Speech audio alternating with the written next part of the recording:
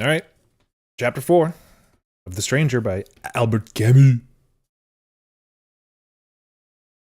Chapter 3, we were introduced to this Raymond guy, who is our protagonist's neighbor.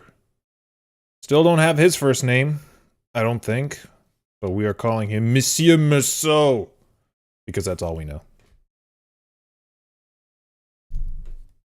And they had, let's call it an interesting dinner time conversation. And we also met another one of our main character's neighbors, old man with a dog, Bob Sacamano. And now we're catching up with our hero, I guess, later on that week. So let's check in. I worked hard all week.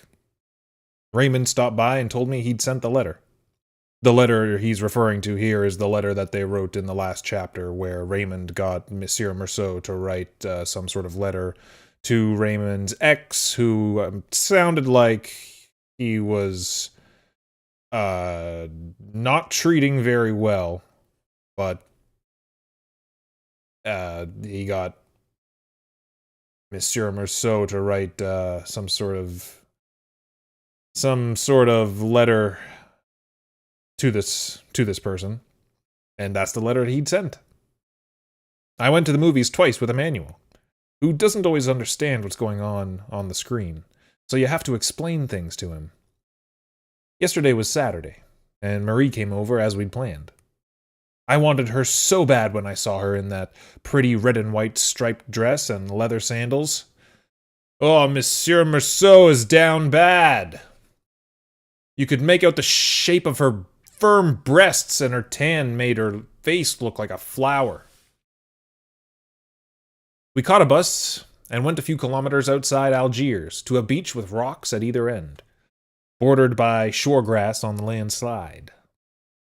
The 4 o'clock sun wasn't too hot, but the water was warm with slow, gently lapping waves. Marie taught me a game. As you swam, you had to skim off the foam from the crest of the waves with your mouth, hold it there, then roll over on your back and spout it out toward the sky. This made a delicate froth which appeared into the air or fell back in a warm spray over my face. But after a while my mouth was stinging with the salty bitterness. Then Marie swam over to me and pressed herself against me in the water. She put her lips on mine. Her tongue cooled my lips, and we tumbled in the waves for a moment. When we'd gotten dressed again on the beach, Marie looked at me with her eyes sparkling. I kissed her. We didn't say anything more from that point on. I held her to me as we hurried to catch a bus, get back, go to my place, and throw ourselves onto my bed. I'd left my window open, and the summer night air flowing over our brown bodies felt good. That morning Marie stayed, and I told her that we would have lunch together. I went downstairs to buy some meat.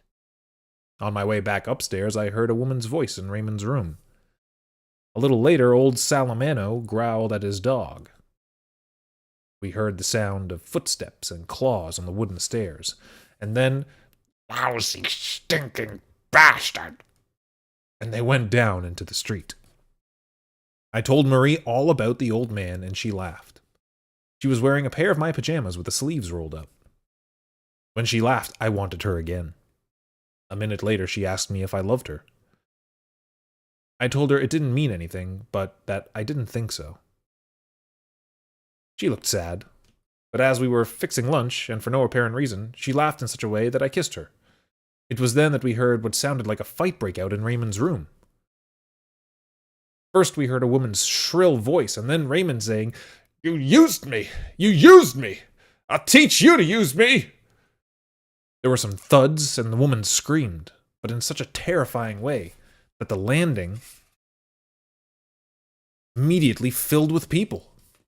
Uh-oh, there's a scene going on here. Marie and I went to see too. The woman was still shrieking, and Raymond was still hitting her. Marie said it was terrible, and I didn't say anything. She asked me to go find a policeman, but I told her I didn't like cops. One showed up anyway with the tenant from the 3rd floor, who's a plumber. A cop knocked on the door, and we couldn't hear anything anymore. He knocked harder, and after a minute the woman started crying, and Raymond opened the door. He had a cigarette in his mouth and an innocent look on his face. The girl rushed to the door and told the policeman that Raymond had hit her. "What's your name?" the cop said. Raymond told him. "Take that cigarette out of your mouth when you're talking to me," the cop said. Raymond hesitated, looked at me, and took a drag on his cigarette. Right then, the cop slapped him. A thick, heavy smack right across the face. The cigarette went flying across the landing. The look on Raymond's face changed, but he didn't say anything for a minute. And then he asked, in a meek voice, if he could pick up his cigarette. The cop said to go ahead and added, "Next time you'll know better than to clown around with a policeman." Meanwhile, the girl was crying and she repeated, "He beat me up! He's a pimp!" "Officer," Raymond asked, "is that legal, calling a man a pimp like that?" But the cop ordered him to shut his trap. I love that. Shut his trap. Then Raymond turned to the girl and said, "You just wait, sweetheart. We're not through yet." The cop told him to knock it off and said that the girl was to go and he was to stay in his room and wait to be summoned to the police station. He also said that Raymond ought to be ashamed to be so drunk, that he'd have the shakes like that. Then Raymond explained, "I'm not drunk, officer. It's just that I'm here and you're there and I'm shaking. I can't help it." He shut his door and everybody went away. Marie and I finished fixing lunch, but she wasn't hungry. I ate almost everything. She left at 1 o'clock and I slept a while. Around 3 o'clock there was a knock on my door and Raymond came in. I didn't get up. He sat down on the edge of my bed. He didn't say anything for a minute, and I asked him how it had all gone. He told me that he'd done what he wanted to do, but that she'd slapped him and so he'd beaten her up. I'd seen the rest. I told him it seemed to me that she'd gotten her punishment now, and he ought to be happy. He thought so too, and he pointed out that the cop could do anything he wanted. It wouldn't change the fact that she'd gotten her beating. He added that he knew all about cops and how to handle them. Then he asked me if I'd expected him to hit the cop back. I said I wasn't expecting anything, and besides, I didn't like cops. Raymond seemed pretty happy. He asked me if I wanted to go for a walk with him. I got up and started combing my hair. He told me that I'd have to act as a witness for him. It didn't matter to me, but I didn't know what I was supposed to say. According to Raymond, all I had to do was to state that the girl had cheated on him. I agreed to act as a witness for him. We went out, and Raymond bought me brandy. Here we go. It's bribery of the highest order. Then he wanted to shoot a game of pool, and I just barely lost. Afterwards, he wanted to go to a whorehouse, but I said no, because I don't like that. So we took our time getting back, him telling me how glad he was that he'd been able to give the woman what she deserved. I found him very friendly with me, and I thought it was a nice moment. From a distance, I noticed old Salamano standing on the doorstep. He looked flustered. When we got closer, I saw that he didn't have his dog. He was looking all over the place, turning around, peering into the darkness of the entryway, muttering incoherently.